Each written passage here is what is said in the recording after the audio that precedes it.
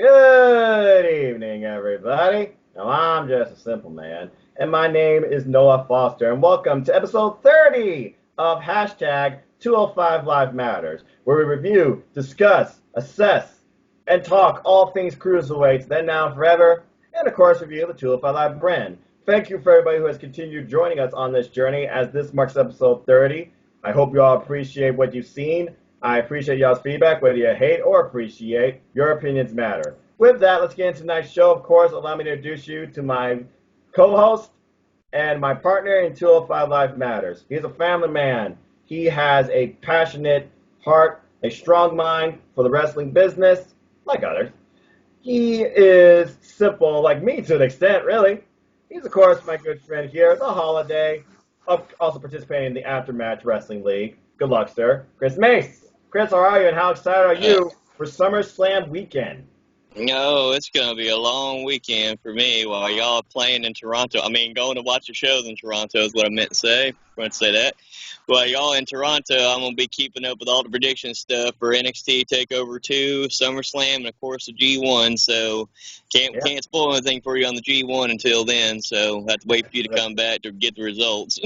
Yeah, and we'll do a mega episode of that. That'll be a simple conclusion and recap of the G1, but going off brand, we'll talk about that later. Yes, folks, we are fans of New Japan Pro Wrestling. We extend beyond WWE. I encourage you all to try and do the same with something different. Anyway, yeah, and again, I am very excited. You are right. I am heading to Toronto this weekend to not only see NXT TakeOver Toronto 2, but W SummerSlam in full, as well as another show, Ring of Honor Summer Supercard, and a ton of meet and greets, including Drew Gulak. I cannot wait for that. That's going to be awesome. But anyway, I've been rambling too long. Let's get right into this week's episode. So this week, folks, of course, marks the go-home episode of 205 Live to SummerSlam, where only one thing mattered, and that was to find Drew Gulak a SummerSlam opponent, which was the whole point of this show, because this marks episode number 146, emanating from Motor City, Detroit, Michigan. Shout out to all the people up there. Yes, I'm from Ohio. I respect you. I'm hashtag non-sports, so as far as football goes, that doesn't affect me.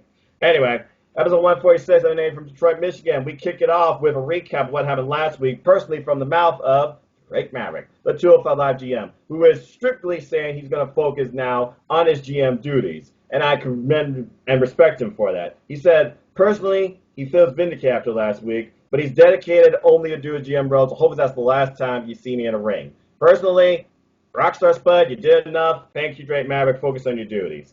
But he said he's also not going to hamper Mike Kanellis, and he welcomes him to continue to participate on the 205 Live brand, because he continues to be fair to all championship opportunities. So, with that, we learn how our championship opportunity will be portrayed. It will be decided in this brand's first ever six-pack challenge.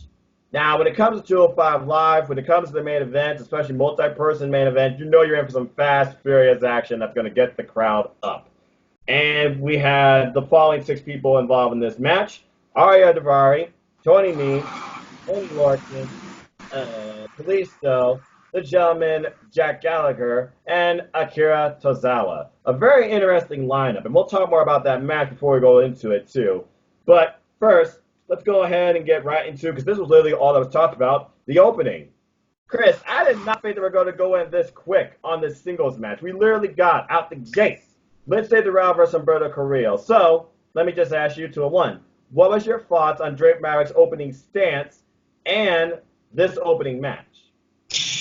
Oh, Drake Maverick's opening stance made sense. Okay, he's pretty much explained. He's done with Mike Kanellis. That was the only time you're going to see him in a ring. So he's done with that action. He's done with it. He's going to try to take his manager job seriously. We hope so. Stop worrying about it 24/7. Consummate your marriage. Worry about that first, Drake Maverick. Then after that, like I said, so that I'm good with. Let's see here. He performed. Like I said, he still got it. He can still have some good quality matches, but right now he needs to focus on being a GM. Now, for the opening match, I was kind of interested in this matchup just because of the fact I called it last week. I said, what could he do? Well, we could have him feud with the members of the Lucha House Party. So, what do you know? We get the Lucha House Party, Dorado versus Roberto. It was a good match. They did have some missed spots there. Like I said, I will criticize certain things in the match. They did. You can see how Roberto overshot backflip trying to get on Dorado. I said there were some botches in this match. It wasn't perfect. It was pretty, like I said, it was a good opening match. The ending, I don't know what the ending was about exactly, unless you're getting ready to put dissension into Lucha House Party with Dorado. Unless you're going to put some dissension in there where he's thinking about, hey, man, I just go off on my own and do something like that, the performance he had last week. That's the only reason that makes sense. But, I mean, a double count out and the way they did the double count out, that was just, it was really interesting. I was really kind of confused on the ending of that match. Yeah, I agree, and I did not think we were going to go into this soon with Lince Dorado. I do agree with your stance from last week, as we talked about. You thought he was going to go against Lucha House Party, thus furthering the idea of Humberto Carrillo being more over than some members of Lucha House Party that might be a little envious of not only Humberto Carrillo, but his outlook of Lucha Libre. Hence, we got the guy ahead of it all, Lince Dorado. Lince Dorado versus Humberto Carrillo was our opening contest with the referee, Mark. And it was a bit messy to say. It started out, mutual with some good back and forth action. This match can literally be summed up in 3 words: flip and kick. Because that's literally what it was, basically. I mean, there was filling out, there was rolling through, there was the deep arm drag, that's one of Humberto Carrillo's specialties. It really didn't become one-sided until Lince Dorado got him off of a springboard crossbody, followed up by a splash for the first, I guess you could say, pivot of this match. It wasn't even a near fall. And then following this, he maintained control. He kept him grounded while the commentary of Vic Joseph, Najee McGinnis, and Aiden English, they also were talking about both these men, the Lucha Libre styles, and this weekend, Summerslam and TakeOver. TakeOver's going to rock. Anyway, but yeah, the match really picked up with an open chop by Lince Dorado. And then both men were trading roll-through drop kicks. A very nice touch. And then there was the first real botch, I think, like you call that, rolling, standing moonsault. Yeah, poor execution on the landing. Very slow to capitalize on the cover, too. It just felt like a lot of this was really rushed, and I don't know whether it was just time or something else. I'm not sure here. Going to rewind counter for roll through, which led to the double count finish, and which was weird because it looked like he grabbed the foot in a desperate attempt. Because, again, Lince Dorado, he feels envious that his team lost the tag that he wasn't involved in. He feels like his style goes above Carrillo. And so he prevents himself from not only losing, but technically either man winning. Though it seemed like Carrillo to me got part of his body in the ring. But hence, calling back to Jack Gallagher versus Chad Gable, if your whole body is not in the ring in time of the count, So, yeah, and then this infuriated Carrillo. What does he do? He takes out both men, like, this close.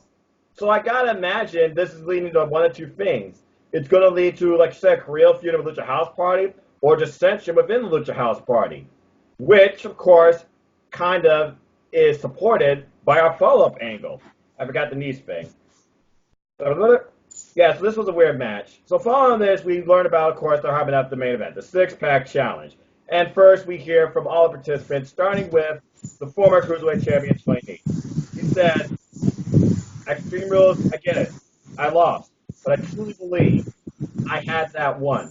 But it was one match. It was one night against one person. Since then, I know I need to be more than a career athlete if I want to be Cruiserweight champion and lead this brand. And I will win tonight.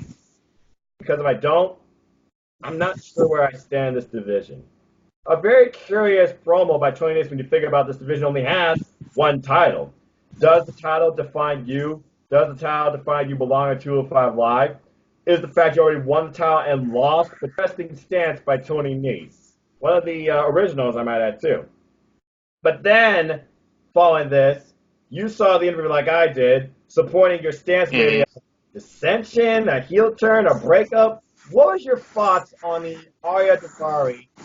Well, I say Daivari, like I said, Daivari was trying to be a good heel. He was trying to put dissension into Dorado. Pretty much, he was just telling him, like, going, yeah, man, you could be the star. Why is your buddy Kalisto in the main event? You're not in the main event. You could see how he's trying to put dissension in and be like that little devil on his shoulder here, talking like to his ear, hey man, you should be doing this, you should be doing this, you should be doing this.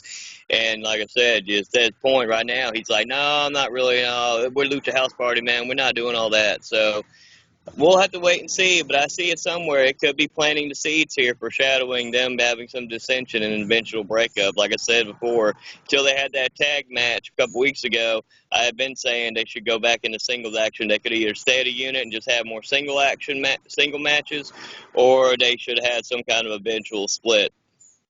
Yeah, and again, we might be again building a story outside the ring, and possibly another one-on-one encounter. I don't think Brother Carrillo and Dorado are done with each other by a long shot.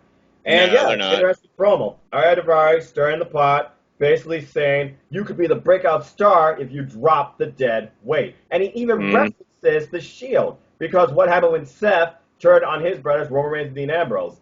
He did become the top star. Heelish matches or not, supported by Triple H, and he did become champion. And let's say Dorado has yet to taste Cruiserweight title gold. I don't think he's had a Cruiserweight title opportunity yet. No. Or one-on-one match. And Ariya says, I'm in this because I demanded it. So why is Kalisto in this if you think you deserve one? Which, of course, brings in Grand Metalik, and we leave. To be continued, to be determined. Which leads us into our main event.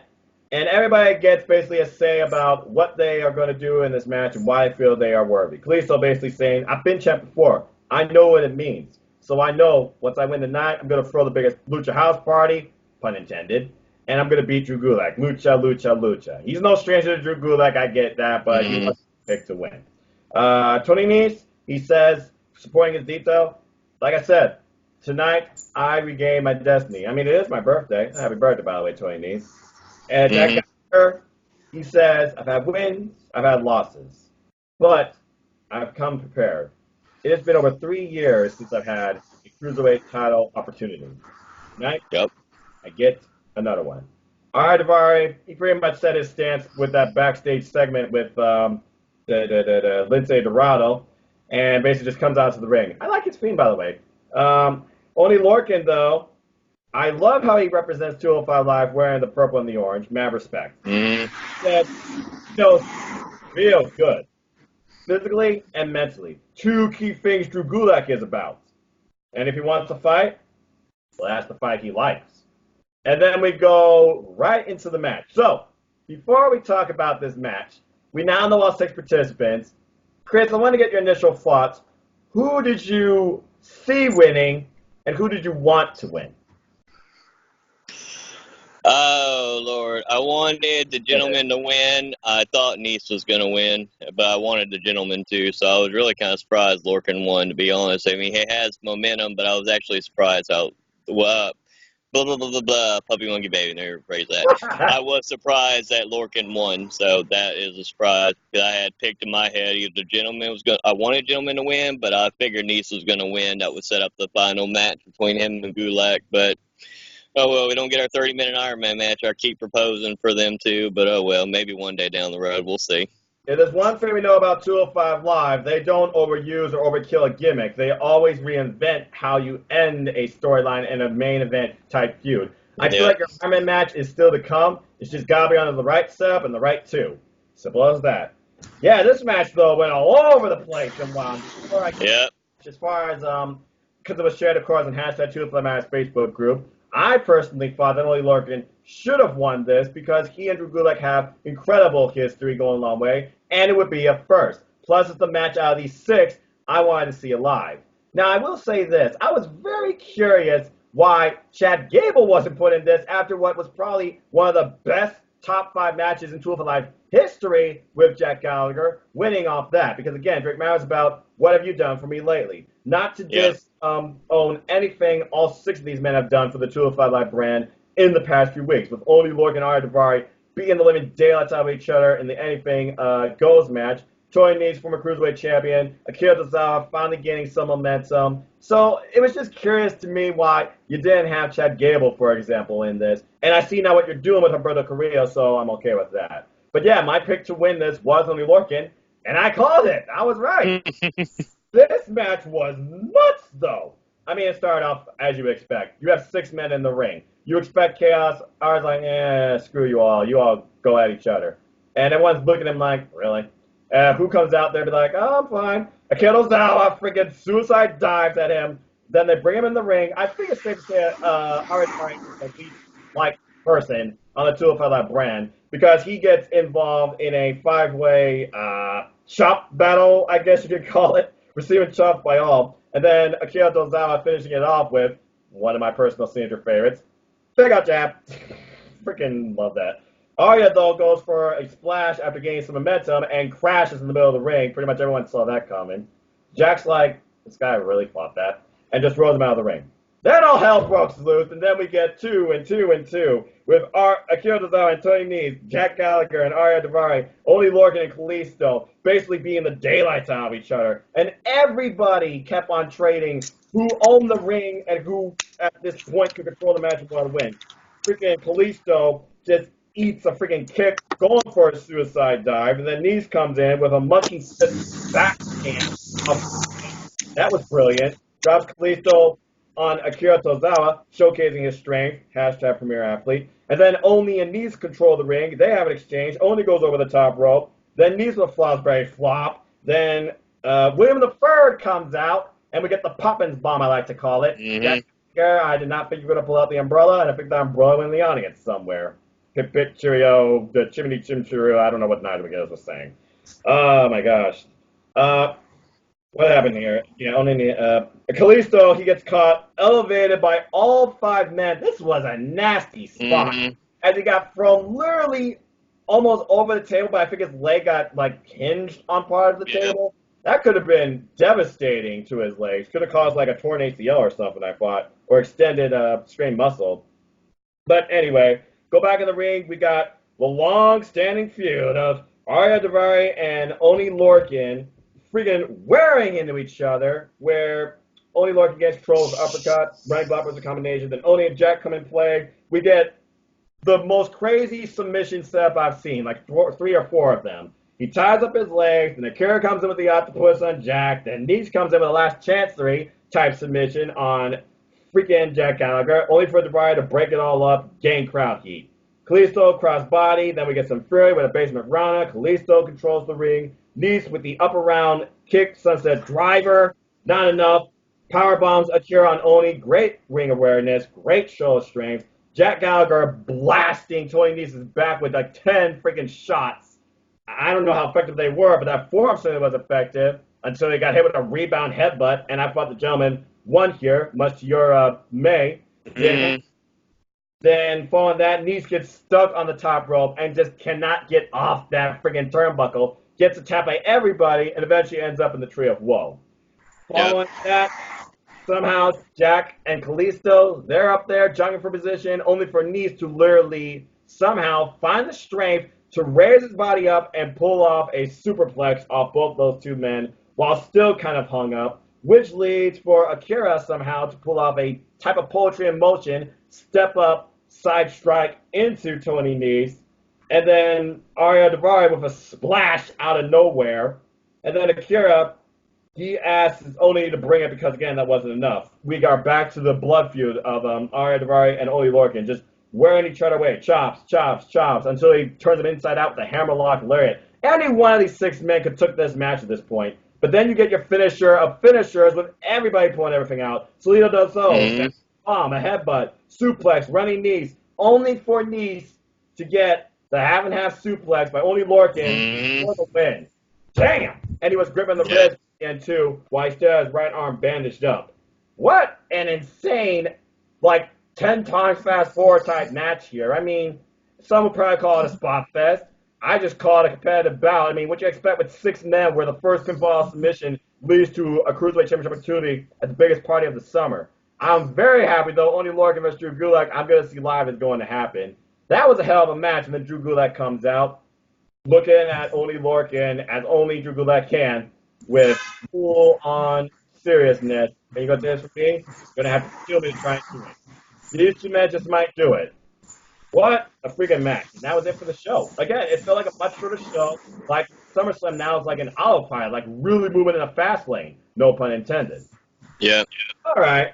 So let's go ahead and grade this week's episode as we always do. So this episode was really odd to me. I mean, I like the idea of Lince Dorado feuding with the Lucha House Party, breaking out on his own, and then leading to Alberto Carrillo getting like some more momentum over Lucha House Party. Maybe we get another Lindsay versus Carrillo match following this, or maybe now Carrillo goes after Kalisto or something like that. I imagine all four of these men are going to feud over pure competition at this point. But Lindsay Dorado is going to turn heel, I feel like. But it still was a messy opener. The six-pack challenge, it felt wild, it felt fast, it didn't really feel sloppy, it didn't feel slow, but it just felt like it was thrown together. I understand it's a cool first, but I mean, there was no like real build to this. It was just you put six men together, and I still feel like Chad Gable should have been one of the six. If I were to put Chad Gable in one of those spots, it'd probably be Akira Tozawa just because all he has at this point is tag mix.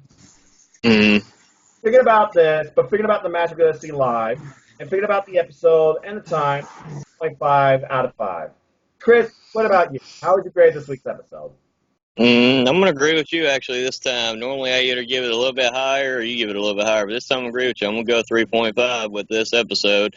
Like I said, the opening match had its moments, but it had its botches as well. And like I said, the finish was just kind of, just like I said, came off really weird. Didn't, like I said, cause I've already seen some people talking about it where they're telling me that, he looked like he barely got back in for that 10 count. And it's like, no, if you really watch it, he didn't. But, I mean, but it's got people talking about it, which is interesting. That's fine. Hopefully they set up a rematch here and we have a decisive winner. But right now, and then the six-pack challenge was a really good match. Like I said, I wish they would have added Chad Gable in there. That might have been an interesting dynamic, but they didn't at this time, so maybe they're saving him for later down the road. So, but all in all, like I said, 3.5. The six-pack challenge was a good match as well. So, like I said, 3.5 for the episode. A great first, too. So good job, Drake Maverick. And again, focus on the GM duties, not the 24/7 tile picture. I hope after you ripped up that flyer last week, this is truly what you're committed to. Then again, I know you got to answer the Vince.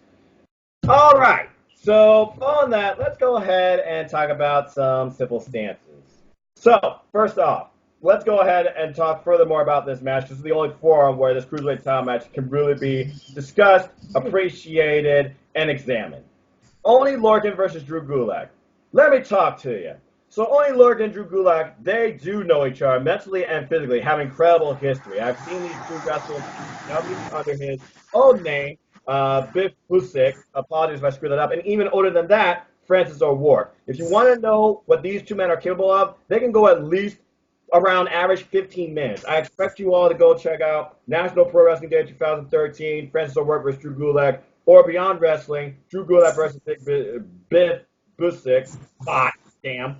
12 minutes long. And then they even face each other at Greatest Rivals Round Robin. Yes, that's the name of a show. From Beyond Wrestling. So again, just look up Drew Gulak versus Biff Busick on Beyond Wrestling or Drew Gulak versus Francis O'Rourke. These two are going to have a hell of a barn burner match, and in my opinion, I hope it opens SummerSlam. I can't wait to see it live.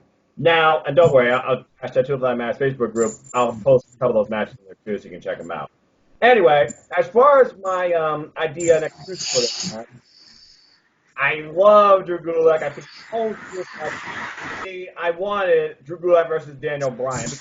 Why the fuck is Daniel Bryan not on the card for SummerSlam? Are you effing kidding me? I would have taken Fastlane 2015. You didn't even officially book it? But I digress. Anyway, my pick to win this match obviously is Drew Gulak, and I expect him to win with the Gulak because the 20 of these previous matches I watched, that is how I beat him. Chris, what is your thoughts on Only Lorcan versus Drew Gulak? How do you see this match playing out? Who is your winner? Okay, since I had to pick a winner, I was going to pick Drew Gulak to retain. Because of how fast this storyline was rushed, I would like to see some kind of shenanigans where it's a double. I'm going to be a big opponent. There are times when a storyline's rushed, they need to do something different. I get tired of seeing double countouts or double disqualifications. I want to see something different that hasn't been done in a while, like a double pin. Go old school with it. Do something like a double pin. We don't have time limit draws anymore. They don't do that in 205 or WWE. They don't do any of that. So the only thing I think of, I want it to go see a good long match, and I want to see at least go to a double pin so that way they can continue their feud and have more of a story. I don't like the fact how they rush the match to put together. It looked like they were going one way, and then they didn't go that way, and then they're rushing this to put it together. I'm big on wanting to see the storytelling to this. But it's going to be a really good match, but I don't want it to be a one and done. I want some kind of shenanigans where it's going to give Lorcan another shot at him. If he doesn't win, it gives him another opportunity at Gulak. That's my prediction on it. But as right now, I'm saying Gulak's going to retain, or I'm going to be bold and go for a double pin, or somehow they end up with a draw.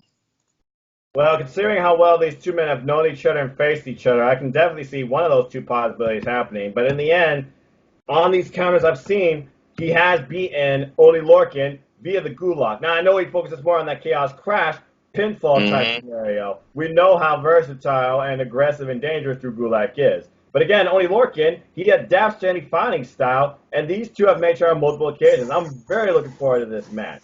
But speaking of which, let's go ahead and move on a little further ahead. So we know it's SummerSlam. What is SummerSlam known to do post-SummerSlam?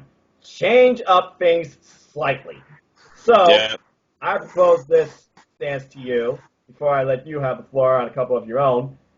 Do you see anybody come post-SummerSlam being added to the 205 roster? And if so, who? I'm going to go bold here. It would be very interesting to see somebody like a Sami Zayn join 205 Live, because what is he really doing? He just lost to Aleister Black on SmackDown. That was a match that was rumored for SummerSlam. Now we already had it on SmackDown.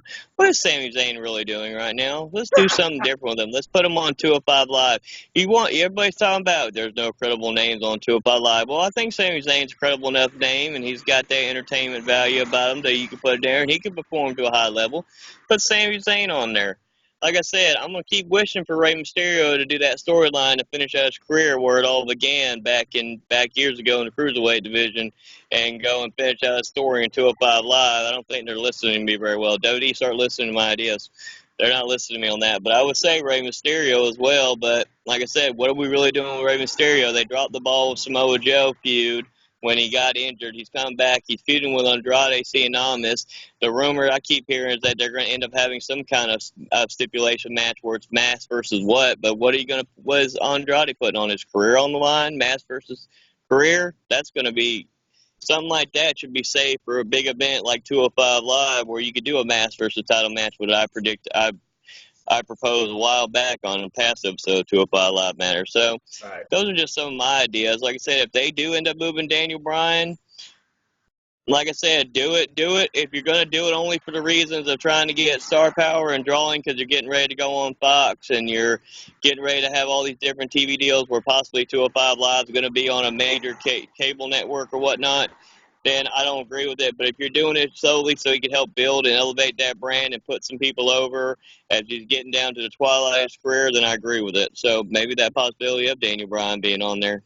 The biggest reason I keep saying Daniel Bryan is because Drew Gulak and Daniel Bryan is a must-see match for me that I want to see. Not to mention, Daniel Bryan is the one that brought in Drake Maverick to 205 Live. He introduced him to the brand. We also know how much Daniel Bryan respects wrestling and respects the Cruiserweights, as he was commentator on the Cruiserweight Classic. You have a reinvented Drew Gulak and Daniel Bryan. I would just love to see that feud happen, but regardless, I don't see Daniel Bryan coming to 205 Live. I do like your idea for Sami Zayn because they really aren't doing anything for him, and he does kind of fit that weight limit, and of course, being El Generico, he definitely fits the style of the Cruiserweight division. But honestly, I can see some people from the NXT Breakout Tourney being involved on here, the finals now of the Breakout Tourney, and allegedly I'll see that finals match at Toronto before NXT TakeOver, because obviously they're going to tape the next episode of TakeOver, NXT before TakeOver. Yeah. Or is it after? I got to figure that out. But anyway, I think it's before. Isaiah Scott Swerve, that's another one. We obviously know what he brought to the 205 Live brand. So, yeah, but again, I feel like they got to add at least one or two more names to the 205 Live roster coming SummerSlam. And I don't see Roderick Strong being added for reasons. Well, what about Travis Banks from NXT UK? He's already, like I said, he's already had his title match with Walter. He's not really doing anything. All you do really see him is doing his promos, talking about wanting to be on the next NXT UK pay-per-view. What else is he really doing right now?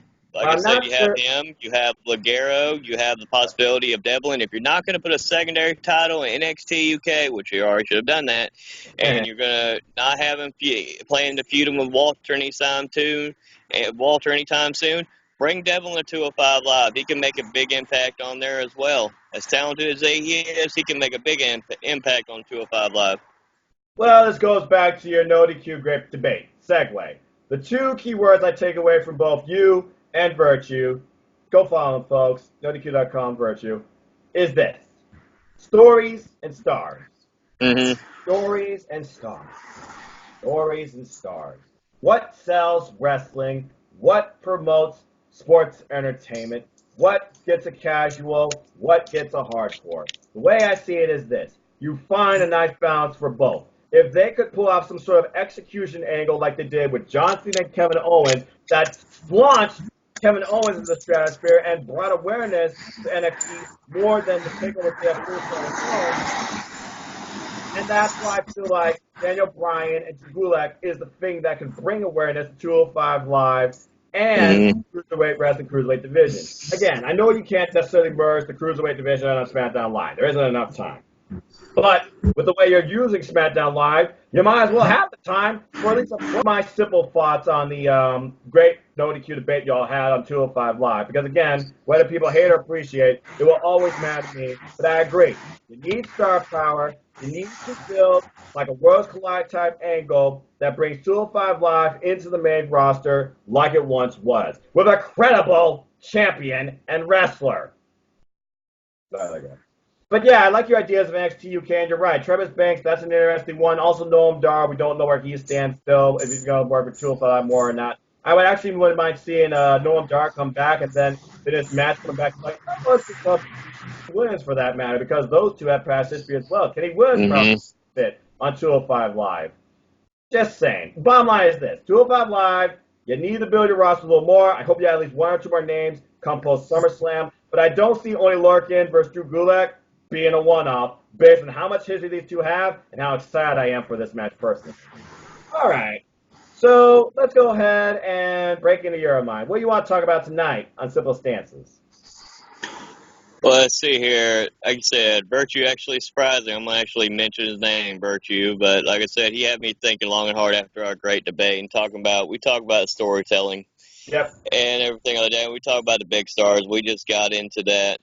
So my question today that I wanted to bring to the table is, so what exactly do we see coming if 205 Live gets on a major TV network?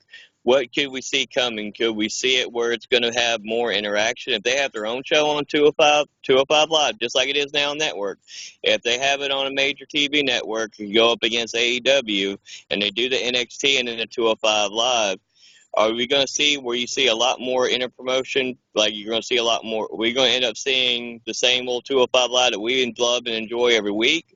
Or do you think we're going to see a lot more integration? We're going to see a few Raw superstars show up, SmackDown superstars show up, and to that effect. Do you think we're going to still get the same 205 Live that we both enjoy and that we stand by every week? Or do you think it's going to be completely changed if it does go on a major TV network to compete with AEW? Well, if the rumors are true that they're trying to put NXT on FS1 to compete against AEW, and I have to imagine Triple H will still be ahead of that, then I would still think we would still get the same 205 Live, just elevated by NXT superstars. Because here's the thing. I feel like NXT and 205 Live will never permanently coincide with the main roster, as long as Vince McMahon is in charge, because Vince McMahon doesn't even know NXT exists. So honestly, I feel like we would still get the same product. It would just be more like a Worlds Collide thing every week. And you would have both the Cruiserweight title and the North American title basically presented at the same level, I feel like. I don't think they're going to present the Cruiserweight title as high as the NXT title, unfortunately. But at least it still elevates the Cruiserweight division and the Cruiserweight title. So to answer your question, I think more of the same. And I wouldn't be surprised if the opening feud and the opening champ going in is Drew Gulak and his first opponent, Kushida. Yeah, because they haven't. Like I said, I was kind of surprised by that too, because they did all that. He beat him twice in NXT. I said I'm kind of surprised they didn't go with that idea with foreshadowing, how Gulak was foreshadowing his past, and they could have easily done that too. But I'm looking forward to Lorcan versus Gulak. It's going to be an interesting match. So my other simple stance I was thinking tonight. So we talk about 205 Live, and we have the one single title right now. We've talked about we've talked about tag titles and secondary titles. Correct. So my idea is segueing back to the first one. So what would your idea would be if they go on a major TV network, and then so they get to interact with other shows like SmackDown, Raw. But what would you think, and who would you pick to either be able to win the Intercontinental title or win the U.S. title and bring it home to 205 Live? Where you see, like, for example, like, say if Tony Nese wins the U.S. title, you see him exclusively with the U.S. title on 205 Live. What would your thoughts be on that? Something different where they're actually chasing other titles, not just the Cruiserweight title, but chasing the U.S. title, chasing the Intercontinental title, somebody actually winning one of those titles and bringing it to 205 Live. Well, considering what would your thoughts and idea would be about that? I'd love that, because considering Kevin Owens, when he first showed up on freaking Monday Night Raw, he chased after the U.S. title, not the WWE title. I would actually love to see that. But again, you have to consider what Monday Night Raw has become. It has become the OC's California domain, as AJ Styles has the United States Championship.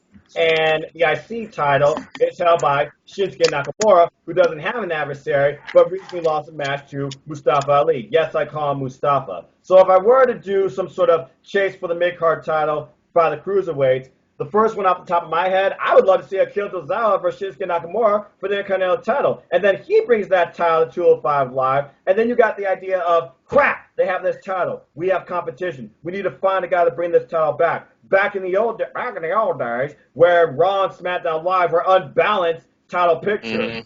Because, again, if you have joint convention with 205 Live and other products, because, again, people view 205 Live as the red stepchild because there's 5 brands, and that's freaking 8 hours of WWE television, if you choose to watch all that like I do every week. That'll stop when I go to college, of course. Then, yeah, I would definitely love to see that. And, again, off the top of my head, I would start with the Intercontinental title, Shinsuke Nakamura versus Akira Tozawa. Not only is that a blend of similar styles, but it would probably bring Shinsuke Nakamura back to that same momentum he once had in NXT. I would go a different route. I would actually do something different where I would go up there. I'd have Drew Gulak challenge AJ Styles for the U.S. title. I think that'd be an interesting match where Gulak could actually win the U.S. title, bring it to 205 Live. Now he's got 2 belts. And then he could have somebody actually end up not challenging him for the Cruiserweight title on 205 Live, but actually challenging him for the U.S. title and actually winning the U.S. title. And if I was going to do something like that, that's when I would put Lorcan. That's where my idea was coming in my head. They could continue this feud with Lorcan, because if they do it that way, Lorcan could end up being the U.S. champion and Gulak could still be the Cruiserweight champion. But that'd be a way to also have another title defended on 205 Live. Right. And it would give more exposure to 205 Live, because now you got Lorcan, who's known as the 205 Live. He's also on NXT, and then he'll also be on the main roster as well with the U.S. title. Not the 24/7 title. No, we don't want to see nobody there bringing. I didn't like it when Maria had it last week on 205 Live. I don't want to see that ugly belt. I want to see something like that. I'm not saying let's have the WWE Championship come on 205 Live or the 2 Universal title. I'm not saying all that. Yeah. But you have opportunities where you could do something with the Intercontinental U.S. title. Like I said, great cruiserweights held that belt for. Dean Malenko held it. Lots of great cruiserweights. You got Eddie Guerrero's held the Intercontinental title. Jericho, like I said, he's a 9-time Intercontinental champion. I mean, you can make a relevant argument to do something like that. That would either, A, give some of these cruiserweights more exposure. You could also build good storytelling by people having to go, man, I got to go after that title now. They got the title. I have to, and you could do some kind of interpromotional thing, which would make it more interesting TV and good storytelling. And it would give the stars from 205 Live that they keep called spot monkeys, which I debated about that heavily.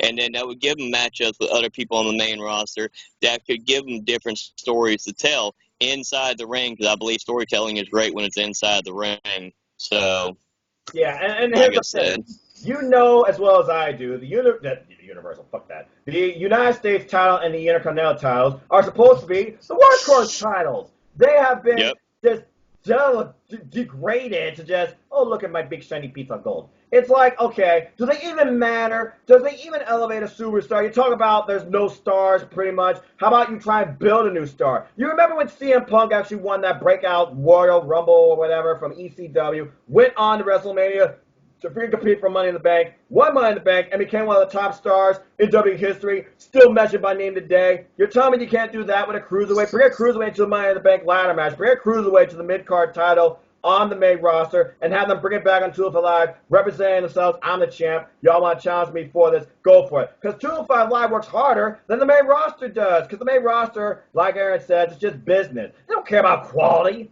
And that's the problem.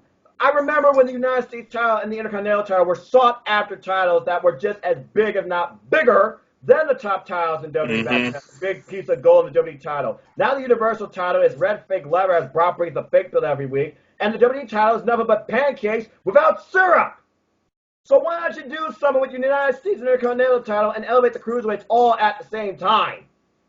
But again, here's the problem again. You got the 205 Live name, you got the 205 Live brand, you got the 205 Live outlook, you got the 205 Live weight limit, allegedly. So you got that also holding it down too. Again, you need to figure out a way to merge the worlds of 205 Live with at least NXT, or at least one of the two main brands, where at least the Cruiserweights can go after the mid-card title, because clearly you don't want them to be a top title. But I love the idea of the Cruiserweight champion becoming either US or IC champion, like Kevin Owens tried to do with both the United States and the NXT championship. Look at where NXT is today, despite the fact, again, it's got 500 episodes, John Cena endorsed it as first ever special. And that's another thing. 205 Live still don't have a special. Is this what it's going to take for you people to believe 205 Live matters? I'm just saying. But the bottom line, I agree. Cruiserweights versus the mid-card titles for competition, absolutely. And like I said, what's the other thing? You're talking about building up stars. They talk about they don't build up stars. Wait a minute. Last time I checked, they built, when Sheamus was just over there in FCW, went to ECW, went to WWE, won a breakout battle royal as well, and ended up winning the title in a tables match with Cena. I said, you build up a star right then and there with ease. You ended up building him up. He didn't even win a mid-card title. He went right up to the top and win the WWE Championship in his first title match. So don't tell me they can't build up stars, because it's possible to build up stars and new and young and hungry stars. You got to forget, you got the legends, you got the ones who are the top dogs right now, and you got the future, whether it's in NXT, NXT UK, or 205 Live. You got the future in the next 5 years easily with this company in the palm of your hand. So don't screw it up, or you'll end up losing a lot of talent. If you want them to break that glass ceiling, you're going to end up losing a lot of talent. The thing is, Vince now, doesn't with big care. competition, you in trouble now. Yeah, but the thing is, Vince is not going to care until he sees himself losing money. As far as he sees dollar signs, he's not going to care, obviously. But again, I completely agree. Bottom line, include the Cruiserweight somehow in the mid-card title picture and have one of them actually win the title and bring it to 205 Live. That's how you bring awareness and build a star and raise the title's value. It shocks me how you don't have the Intercontinental title being defended at SummerSlam, and you're doing Control-C, Control-V, rematch for the United States Championship. Don't get me wrong. Ricochet and Styles is going to be an incredible match, but we all know the OC is going to be involved, and it's going to turn into AJ Styles retains. And yes, that's my prediction on that. I really do hope they somehow do find a way to create another CM Punk type case out of one of the Cruiserweights. Post-WrestleMania, if not before. But something's got to give before October, especially. All right. That was a great stance. And, folks, leave us your comments down below. Who do you think should challenge from 205 Live for either the IC or US title? And would you like to see the IC or US title on the 205 Live brand, or even the North American title on the 205 Live brand? Love to hear your thoughts. All right, let's go ahead and end as we always do. For those who have been watching, me and my friend Chris, we have been putting together our top 25 Cruiserweight matches of all time for the 205 Live brand. Last week we went through number 22. So, Chris, I'll start with you. What is your next match on your top 25 list, number 21? Number 21 is might surprise a lot of people, but it's Cedric Alexander versus the gentleman Jack Gallagher. The episode just before SummerSlam last year. I was really entertained by that match. I think they put on a hell of a performance. And I'm a big component that you always don't have to win on finisher moves. You're going to realize with my list, a lot of these matches, they didn't win on just their normal finishing move. They had to get creative. In this match, you could see they were going back and forth. And you could see where Cedric Alexander actually used the Spanish fly to win the match against the gentleman. He didn't use his lumbar check. He wasn't able to hit the lumbar check, if I remember correctly, because I went back and watched it a couple days ago I remember, because I wrote my list a while back, so he knows what's going on the fly with his list, or if he's got his list, he's just being secretive and hiding it. I went through my list about a month ago, because this was originally my idea.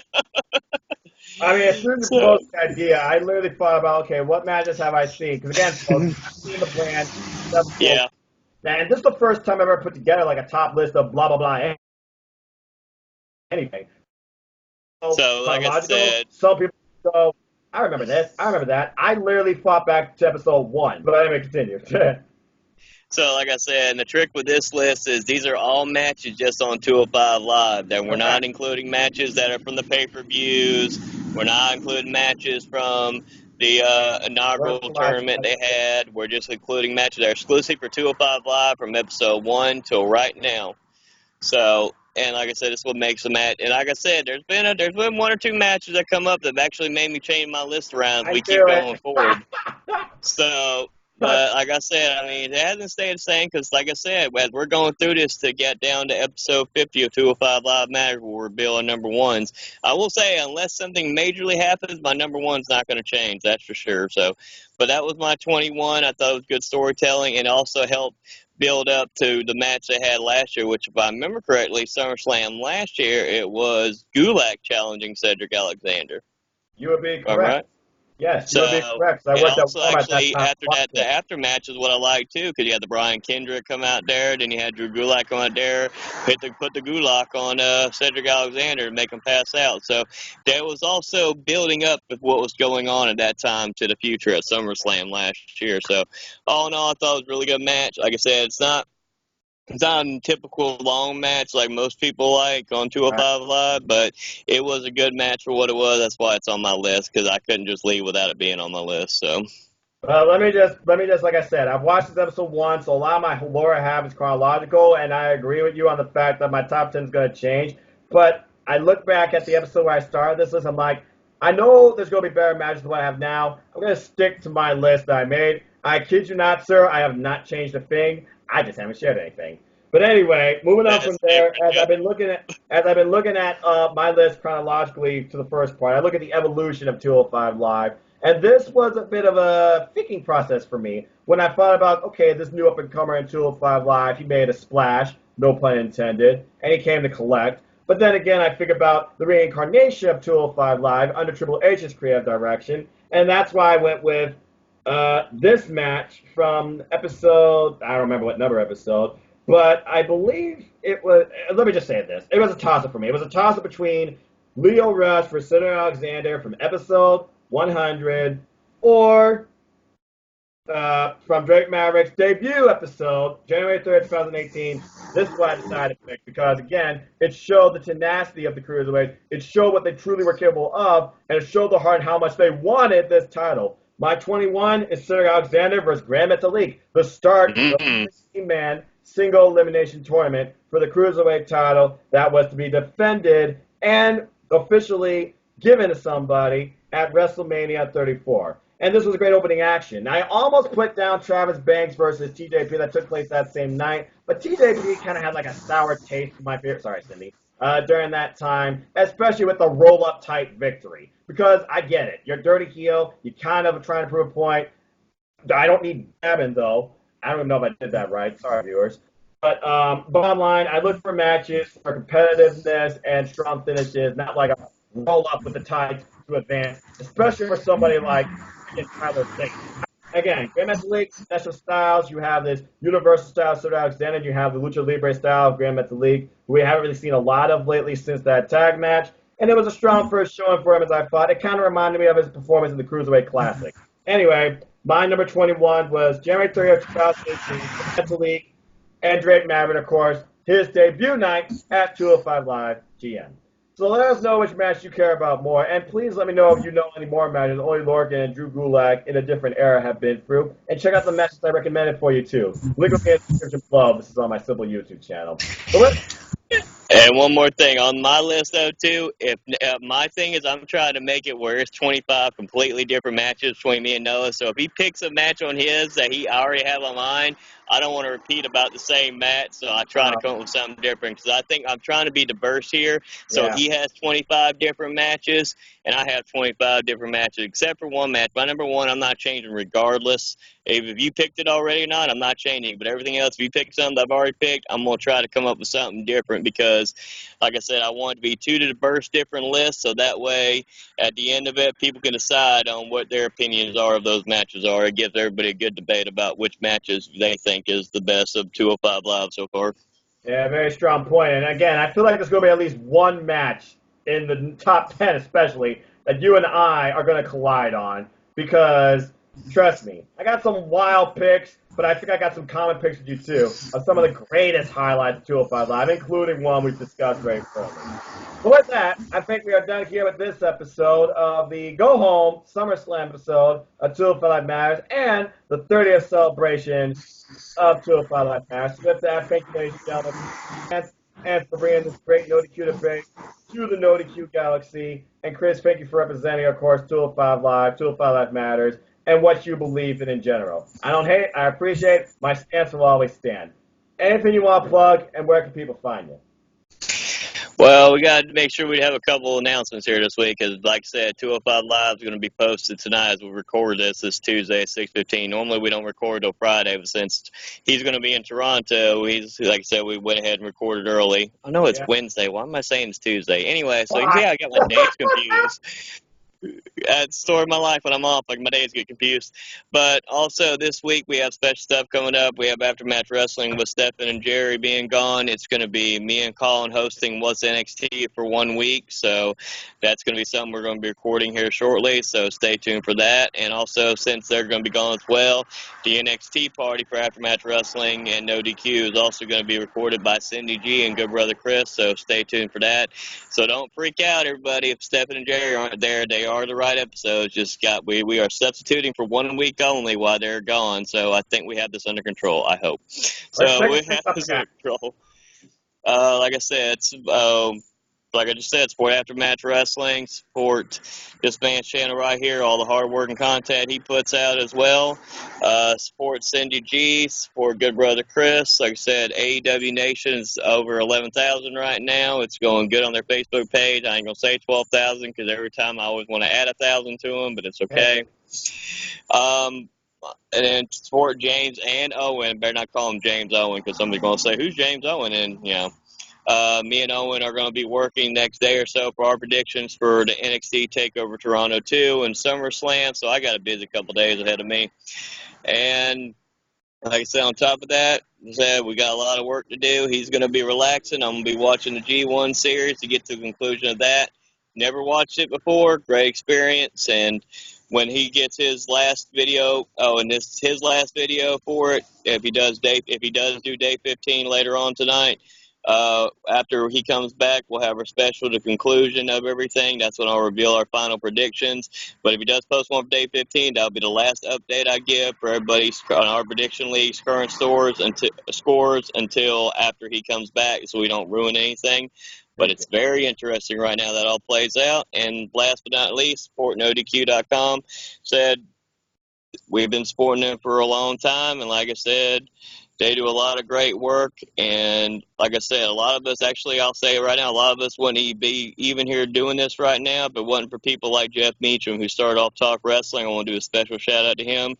I just posted on my Facebook page recently of him doing his very first Talk Wrestling episode he did. So you could tell how long ago that's been. That man's done great work, and he's the main reason a lot of us even started listening to video podcasts and a lot of wrestling podcasts, and he's the main reason a lot of us started getting into NoDQ.com and watching Aaron Rip do his videos, stuff like that. So just wanted to give a special shout-out to Jeff Meacham, and like I said, thank you, because like I said, you're the main reason a lot of us are doing these podcasts today, so I appreciate it, because you are the true original. So simple as that, as Noah would say. Always, always, always pure and true. Jeff Meacham, I always wish the best for you, sir. Great state of Meacham address. Take it easy, sir. Always find ways to be positive. I hope you stay motivated. And, of course, Chris, thank you as always for your generosity and support. It's been a pleasure doing this with you every week as we keep going forward with 205 Live.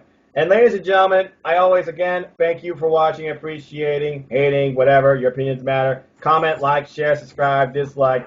Let me know. Hit that bell. Let me know your thoughts, if any. If you want to know more about me, know this. I'm just a simple man and a lifelong fan of wrestling. If you want to follow me and talk anything wrestling, you can follow me at nodq.com/Noah. It takes you to my Twitter page, or at nfoster1916. Or follow my simple YouTube channel here at youtube.com/user/NoahFoster210, where you'll find more reviews, simple takes, simple extras, recaps, and of course, at the heart of it, has the tool for that matters, and all things wrestling, WWE and beyond, AEW, New Japan Pro Wrestling, Impact Wrestling, Ring of Honor, and support independent wrestling folks. I've been watching Stardom World lately. You'll find more content on that too.